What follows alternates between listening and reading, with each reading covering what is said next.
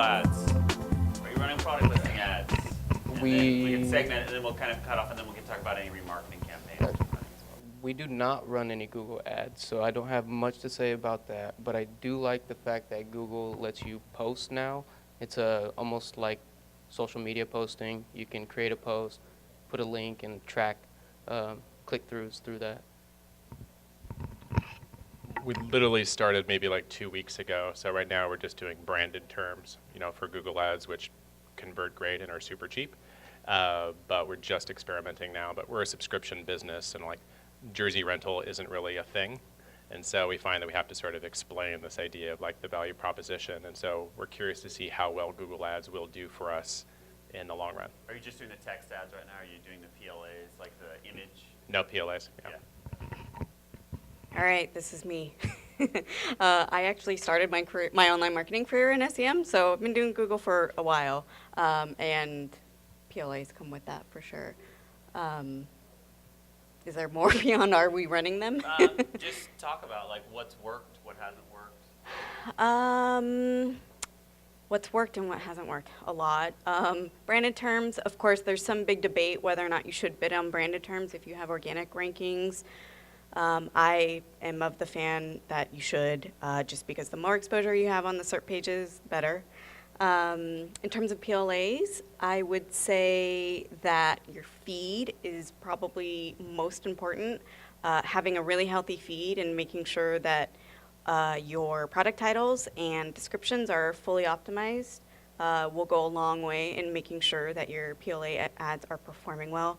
Also, I think somebody else mentioned in the other panel your product images. Those pull directly from your feed, so optimizing those definitely go a long way as well.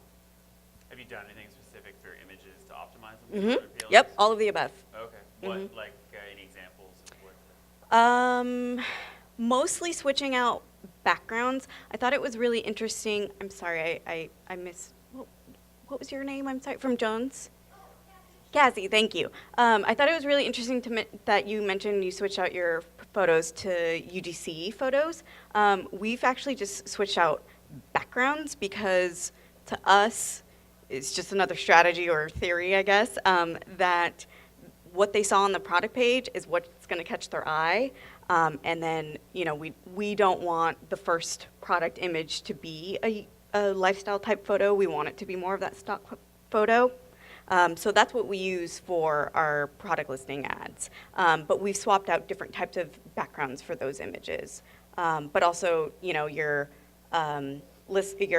product titles, like I said, and your descriptions, optimizing those definitely go a long way in helping what you're showing for and what you're paying for it. Since you don't bid on keywords, you're fully reliant on your descriptions and your title.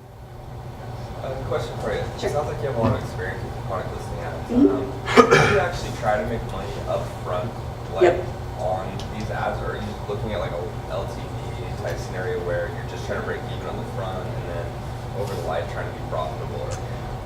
Our business model or I guess customer journey, if you will, is very one-to-one. So we're probably not a great example of that. But I would say definitely look at your LTV. A lot of our shoppers are very impulse shoppers. So it's very much same day. It's not a lot of tail, anything like that. But I would recommend for those that do have a longer life cycle, just look at that entire length of time and your attribution related to that and your profitability related to that, because you absolutely can make that work. What are your products? What are you selling? We sell pretty much apparel, jewelry. I mean, since we're cause related, it's Breast Cancer Awareness Month in October. Breast cancer is one of our largest causes, so I'm not wearing anything.